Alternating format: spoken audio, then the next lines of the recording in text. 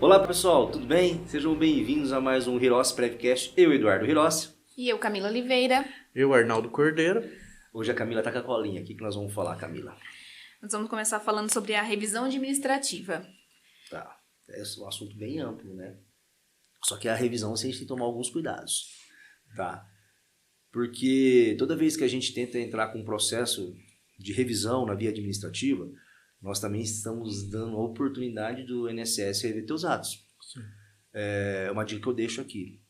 Em relação a benefício que foi concedido com inclusão de período de CTC, toma muito cuidado. Há uma grande chance do servidor ter colocado a CTC errado no sistema de análise do INSS. Então, assim, antes de fazer uma revisão, sempre tem que fazer uma auditagem de processo. Nós, aqui na época da revisão da vida toda, a gente fez muito processo para tentar entrar com a revisão da vida toda. E eu posso garantir para vocês, mais de 20% dos processos tinha algum erro desfavorável ao segurado. E desses 20% aí, nós estamos falando, quase 90% era referente a CTC. Então, era benefício que não era para ter sido concedido, períodos que foram concedidos automaticamente que não era para ter concedido. Então, assim, tem que tomar muito cuidado em relação à revisão. Outro assunto também em relação à revisão, né, é em relação ao cálculo, você que faz. É importantíssimo, né? Antes de você entrar com qualquer tipo de revisão, né? O mais importante é você saber o quê? Fazer o cálculo para você poder analisar e ver se é vantajoso para o seu cliente ou não. E você tem que, quando você vai entrar com uma revisão, você tem que entrar com certeza. Você não vai entrar com uma revisão só por entrar. Vamos entrar com a revisão? Não. Você tem que ter a certeza do que você está, os números que você vai estar discutindo, né? Que existem muitos tipos de revisões que a gente pode fazer hoje em dia. Tem atividades concomitantes, né? É isso que a gente precisa pontuar, né? Isso. E por isso que é importante o cálculo, né? Você fazer o cálculo para chegar na RMI correta. Trazendo isso para um gancho do que é o nicho previdenciário, o Eduardo falou a revisão administrativa, então, quando estava no auge, a questão da revisão da vida toda. Então, todo mundo estava caminhando para esses olhos, né? Voltar para isso. Mas, conforme aqui a gente já está discutindo questão de cálculos, existem outros tipos de revisões, né? Que tem que deixar questão de concessão, de data, desde dados divergentes, é importante verificar. Agora eu vou te contar uma coisa. A Camila, ela veio no escritório esse ano. O ano passado eu fiz uma auditagem nos processos de revisões, e o mais engraçado, as revisões que chegaram em razão da revisão da vida toda, a grande maioria não deu revisão da vida toda. Só que deu outros tipos de revisões. Então, assim, é um nicho muito, assim, hoje eu gosto muito de cálculo. Então, eu amo cálculo. E se você pega antes da emenda constitucional, é legal, porque daí você trabalha aí com o fator previdenciário, que você pode aumentar o fator previdenciário. Sim.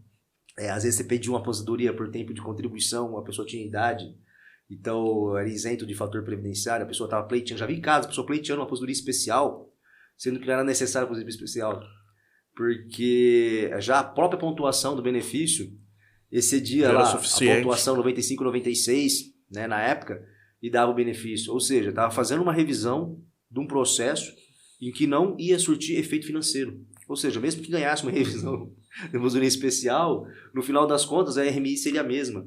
Então, assim, é casos que a gente pega todo dia, quase todo dia. Vantagens e desvantagens, né, de cada caso. Sim. Mas teve revisão muito boa.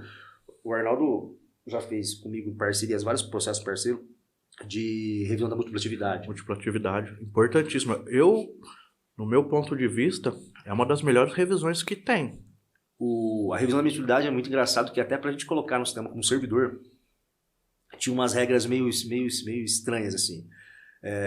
Como que a gente define a atividade primária, né? O maior tempo. Ou seja, você vai pegar duas atividades concomitantes, uma contribuinte individual, uma empregada. Ou seja, se você tem aí 28 anos de atividade de filiação de empregado e você tenha 17 anos de filiação de contribuinte individual, a primeira refere-se à atividade primária. É o maior tempo da categoria. Da categoria. A segunda é a secundária. Qual é o problema? Às vezes a secundária, o valor da contribuição, da remuneração é maior. Ou seja, você pega um caso aí que a atividade primária, o valor do benefício era O salário de contribuição era 1,5 salário, 2 salários. Em relação à atividade secundária, era 4 salários ou 3 salários. Então, você multiplicando pelo fator, pelo divisor, né, coeficiente lá, pelo coeficiente, você ia por tempo de contribuição, o coeficiente era 35. Às vezes dava uma média aí de 100 mil, daí dividia por 35, aumentava o valor do benefício em 30, 40 reais. Então, nesse caso, sim. Alguns casos também que eu já vi, que eu já auditei processo, tá? Eu já fiz auditagem de processo para ver se caberia a revisão da multiplicidade, nos casos do prestador de serviço. Tem que tomar cuidado, porque a maioria dos casos do prestador de serviço, às vezes as contribuições são menores. Ou seja, para que se enquadre na revisão da multiplicidade, você tem que fazer a complementação dessas contribuições. Para ser vantajoso, vantajoso. Né? As pessoas falam, não, mas hoje pode somar. A soma da contribuição de categoria diferente, ela só ocorreu a partir de novembro de 2019, com a emenda constitucional. Antigamente não. Antigamente era analisado cada tipo de categoria. A soma era feita, por exemplo, o contribuinte individual. Se você tinha uma múltipla atividade entre o contribuinte individual e o empregado, só que o contribuinte individual recolheu a menor, para poder somar, tinha que fazer a complementação. Para chegar no mínimo. Sim, para você discutir isso. E hoje, qual é o problema hoje? Tem um monte de sistema. O sistema é bom? Não tem sistema que você pode falar assim que é um sistema melhor ou pior. O que manda no sistema é como você consegue informar isso. Ou seja, parametrizar também, né? E para você informar isso, você tem que ter conhecimento técnico. Tá? Tem um sistema que a gente estava até conversando antes do podcast, que falava assim que tem lá um parâmetro que se diz assim, você quer desconsiderar as contribuições antes da emenda constitucional? Quando você coloca essa possibilidade, o que ele faz? Ele vai desconsiderar todas as contribuições abaixo do mínimo da emenda constitucional.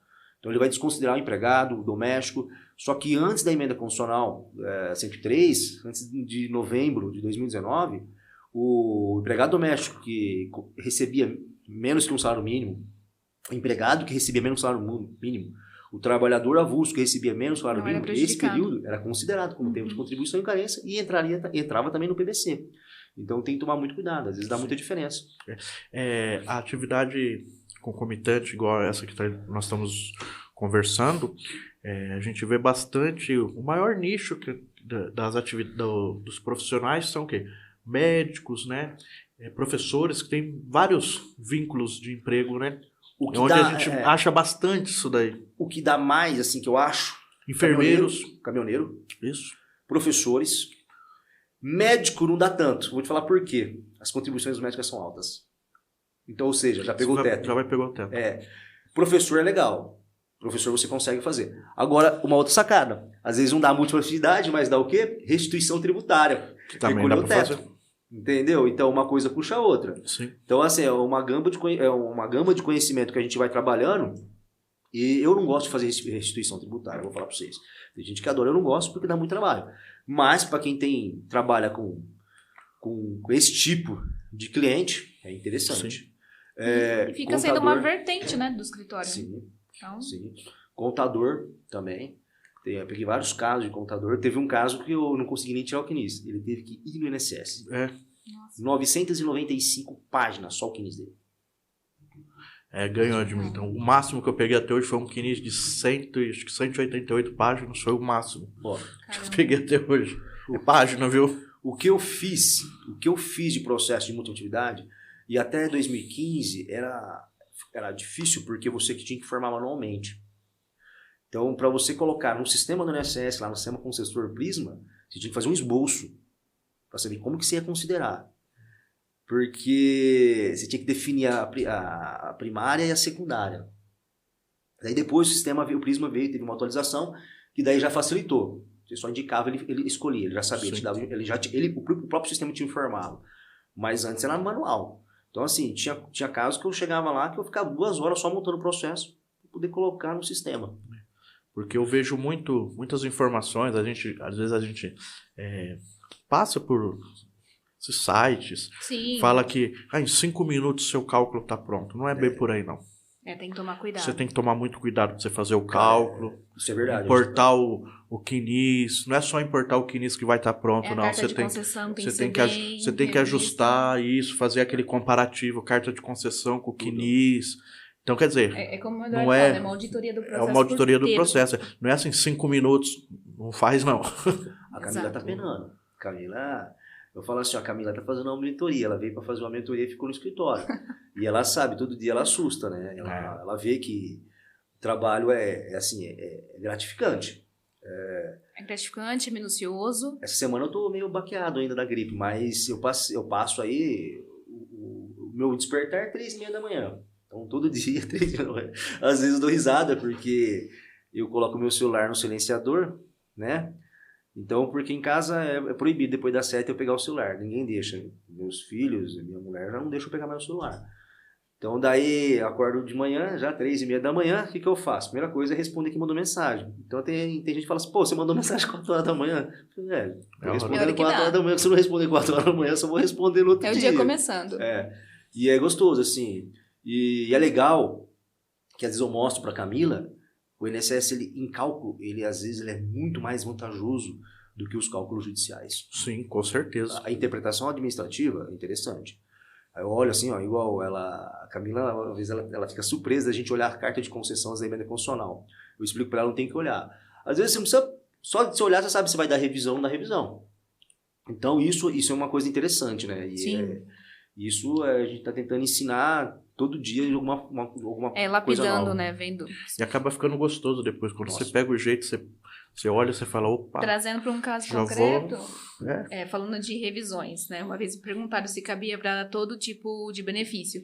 E a gente fez aqui recentemente pensão por morte. Sim. De uma revisão, né? Que não tinha data de cessação por conta de falta de atenção na hora de solicitar um requerimento. Essa segurada, ela tem direito você que fez. Da revisão. E deu uma diferença boa, não deu? Deu uma diferença significativa para quem tá precisando. É que foi pouco tempo, deu mais de 15 mil reais administrativo, mas o valor final aumentou acho que 800 reais da pensão. Exato. Foi isso? Exato. Então, a revisão, agora eu vou falar para você, benefício parado. Foram benefício, 2, né? Dois. Um que não tem data de cessação, porque na idade isso a foi legal. Cônjuge, ela tem uma questão de saúde e a outra era questão de valores. Isso. Então, revisão, vocês estão falando, eu falando revisão de uma pensão. Pensão. Outra coisa, é legal, revisão de pensão.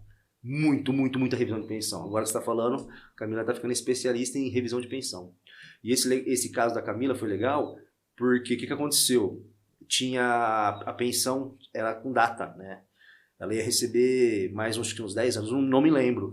Por aí. Em razão de uma deficiência, agora a pensão vai se perpetuar até a vida, né? O resto vitalícia, da vida, né? Vitalícia, se tornou completamente vitalícia, né? Só se houver uma fatalidade. Uma fatalidade. Mas, só pra gente entender que cabe revisões em todos os benefícios, que ainda é um bom campo a ser trabalhado. Bastante. Isso. Até mais, pessoal. Obrigada. Obrigado.